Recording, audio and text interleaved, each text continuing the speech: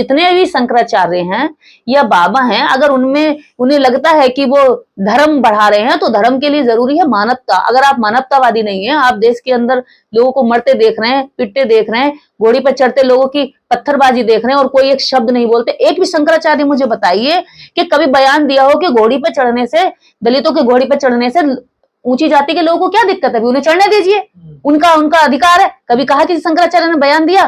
कभी किसी दलित बेटी के इतनी रेप की घटनाएं हो जाती हैं, उनके साथ उनको किस किस विभत्स घटनाओं को जो पढ़ने और देखने तक से रोंगटे खड़े हो जाते हैं, क्या कभी शंकराचार्य ने कहा कि दलितों का इतना अपमान मत करो, उनकी बहन बेटियों का भी दर्द होता है, उनको तकलीफ मत दो? किसी शंकराचार्य का बयान आया? नहीं आया। क्या इस देश के अंदर जब दलितों के अधिकारों के जब आरक्षण पर कुठाराघात होता है, उनके अधिकारों पर होता है, किसी शंकराचार्य ने बयान दिया कि भैया उन्हें भी तो जीने दो, उन्हें भी तो साफ सुथरे रहने दो, उन्हें भी तो अच्छे पदों पर बैठने दो, उनको भी तो अधिकार है, उनको धर्म में बराबरी देने दो? एक बच्चे को मटके से पानी पीने पर राजस्थान में, जालोर राजस्थान में बच्चे को मार दिया, पीट पीट कर मार दिया उसके टीचर ने, कि उसने मटके से पानी निकालकर पी लिया था, प्यास लगी थी, पानी जैसी चीज के लिए उस बच्चे को मार दिया गया। क्या किसी शंकराचार्य ने, किसी बाबा ने कहा कि इन मासूमों की जान आप किस आधार पर ले रहे हो? धर्म के आधार पर तो ली जा रही है, क्योंकि धर्म जाति में किसी को ऊंचा बता रहा है और किसी को नीचा। क्या किसी शंकराचार्य के दिल में दर्द हुआ? क्या ये बच्चा, इस बच्चे के माँ बाप की दर्द की कोई, किसी के पास में कोई ऐसी सबूत है कि वो इसको आगे ना हो, ऐसी घटना किसी और बच्चे के साथ ना हो? इसका पुरजोर विरोध किसी बाबा ने, किसी धर्म गुरु ने, किसी शंकराचार्य ने किया? नहीं किया, क्योंकि उन्हें लगता है कि हमारे धर्म के आधार पर ये लोग तो पिटने के लिए हैं, ये लोग तो कीड़े मकोड़े हैं, इन लोगों की बहन बेटियों की इज्जत नहीं होती है, केवल जाति में जो हमने ऊंचे बना दिए अपने धर्म के आधार पर। देखिए, बीमारी धर्म से फैली है, जातियां धर्म से निकली हैं, तो इलाज भी धर्म से ही होगा। अगर बीमारियां कोड़ जैसी बीमारी, उससे भी ज्यादा घातक बीमारी। शंकराचार्य के इस ऐलान पर कांग्रेस ने कोई जवाब नहीं दिया, ना कोई आंदोलन, ना कुछ बोला नहीं दिया। वो उनका राजनीतिक एजेंडा इसमें फिट नहीं हो रहा होगा, तो शायद बयान देने की बजाय चुप्पी रहने में उनका राजनीतिक फायदा होगा। लेकिन राजनीति से प्रेरित ही इनके बयान होते हैं। बाबाओं के राजनीति, आपको नेता तो लगते हैं क्योंकि वो एक पॉलिटिकल पार्टी के पद पर होते हैं, लेकिन बाबा उनसे भी ज्यादा डेंजर और खतरनाक होते हैं, क्योंकि बिना पॉलिटिकल पार्टी के पद पर कांग्रेसियों को कोई दिक्कत नहीं है? राहुल गांधी को हिंदू धर्म से निकाल दिया, शंकराचार्य जी ने धर्म संसद में प्रस्ताव पास होकर ऐलान कर दिया जाता। एक बात बताइए, धर्म के अंदर रहने के बाद और धर्म के बाहर धर्म से निकलने के बाद किसी व्यक्ति पर क्या फर्क पड़ता है? किसी व्यक्ति पे क्या फर्क पड़ता है? कोई फर्क नहीं पड़ता। क्या फर्क पड़ता है मुझे बताइए ना, क्या फर्क पड़ेगा? क्या सांस दे रहा है धर्म? क्या अधिकार दे रहा है धर्म? क्या धर्म से इंसान चल रहा है? क्या धर्म से देश चल रहा है? क्या धर्म से राजनीति चल रही है? कोई पूजा पाठ नहीं करवाएगा, ना इनके पास जाएगा, ना कोई मंदिरों में जाएंगे, बिल्कुल बाइकआउट कर रहे हो। पूजा पाठ अगर नहीं होगी तो क्या इस देश के अंदर लोगों की राजनीति नहीं होगी? बिना पूजा पाठ के बहन कुमारी मायावती जी 4 बार मुख्यमंत्री रही है, किसी से पूजा पाठ कराई उन्होंने? नहीं कराई। बाबा साहब डॉक्टर अंबेडकर ने किसी से पूजा पाठ नहीं कराई, देश के पहले कानून मंत्री बने, देश का संविधान लिखा।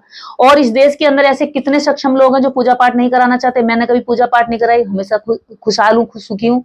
तो रही बात राजनीतिक रूप से राहुल गांधी जी या उनके पार्टी के लोगों की, तो ये वो देखें, उनका मैंने ठेका नहीं लिया कि उनकी तरफ से मैं लड़ाई लड़ूं। मेरा काम है कि जो चीज गलत है उसको गलत कहा जाए, और लोगों के अंदर ये हिम्मत होनी चाहिए कि संविधान की सुरक्षा के लिए सामना करें, सही बात को रखने की हिम्मत रखें। सदी में भी बार-बार जब दुनिया चांद पर जा रही है, मनुस्मृति के लोग ये बात कर रहे हैं। देखिए, मनुस्मृति से ज्यादा घटिया कोई किताब नहीं इस दुनिया के अंदर। मनुस्मृति जैसी किताब ने इस देश को जितना बर्बाद किया है, शायद बाहरी आक्रमणकारियों ने भी नहीं किया।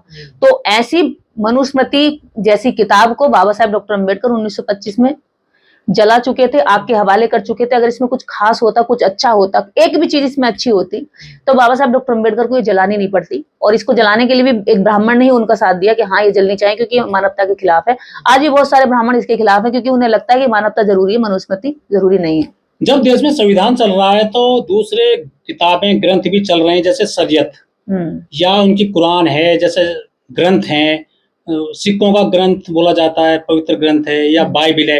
आप कभी उनका विरोध नहीं करते हैं, वे भी पैरेलल चल रही हैं देश में। करेक्ट। ये जो पुस्तक है, इस पुस्तक में हमारा नाम लेकर दलितों को, स्त्रियों को और जातियों तक का नाम लेकर, अहीर, कुम्हार, चमार, ठीक है, नाम लेकर के इसमें गालियां दी गई हैं। और इसमें सर्वश्रेष्ठ यानी कि हमारे सिर पर किसी पादरी को नहीं बिठाया गया, यानी दलितों के सर पर किसी पादरी पास्टर को नहीं बिठाया गया, किसी मौलवी को नहीं बिठाया गया, किसी और अन्य धर्म के धर्मगुरु को नहीं बिठाया गया, लेकिन दलितों के सिर पर यहाँ किसको बिठाया गया? ब्राह्मण को बिठाया गया। और किसने ये पुस्तक लिखी? एक ब्राह्मण ने लिखी। किसके लिए लिखी? एक ब्राह्मण के लिए लिखी। किसका इसमें सारा फायदा है? एक ब्राह्मण का फायदा है। शोषण किसका सबसे ज्यादा है? इसमें दलितों का शोषण है, स्त्रियों का शोषण है। मैं दलित और स्त्री होने के नाते इस किताब की घोर आलोचना करती हूँ। आलोचना ही नहीं करती, बाबा साहेब डॉक्टर अम्बेडकर के विचार से प्रेरित होकर और मानवता से प्रेरित होकर जो भी व्यक्ति इसको पढ़ता है वो इससे घृणा करता है, क्योंकि ये सिर्फ एक जाति विशेष को अधिकार देती है, बाकी करोड़ों लोगों को, बाकी 90% लोगों के जीवन को आजादी से जीने की सारी उनकी शक्तियां, उनकी क्षमताएं छीन लेती है।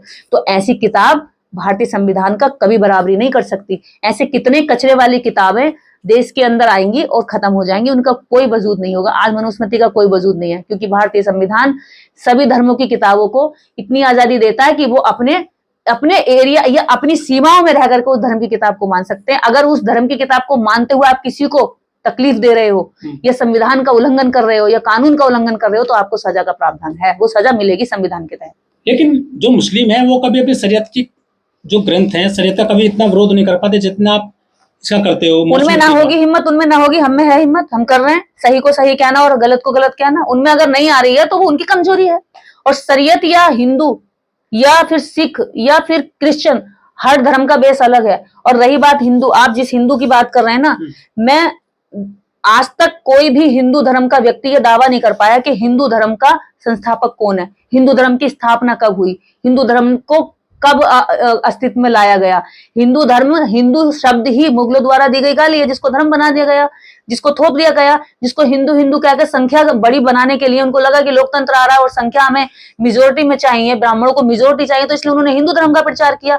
और रही बात, आपने कहा कि हम किसी अन्य धर्म को क्यों नहीं कहते, अरे जिस धर्म ने हमारा शोषण किया, अगर आप ये बताइए, अगर ये बीमारी कैंसर की है तो नाम कैंसर का लिया जाएगा या टीबी का लिया जाएगा या किसी और रोग का नाम लेकर के उसका इलाज किया जाएगा? इस देश के अंदर बीमारी कैंसर की है, तो अगर बीमारी ये मनुस्मृति है, मनुस्मृति से बीमारी थी, मनुस्मृति परेशानी दे रही थी मानवता को बराबरी में लाने के लिए, मनुस्मृति की वजह से ही भारत में संविधान आया, मनुस्मृति की वजह से ही भारत के अंदर आरक्षण आया। अगर यहाँ बराबरी होती ना मनुस्मृति में, तो संविधान की जरूरत न पड़ती। इस देश को ना आज तक जितने लोगों ने लूटा, उन लुटेरों को भी आज आसानी से जगह नहीं मिल रही होती, देश को बहुत पहले आजाद कर लिया होता।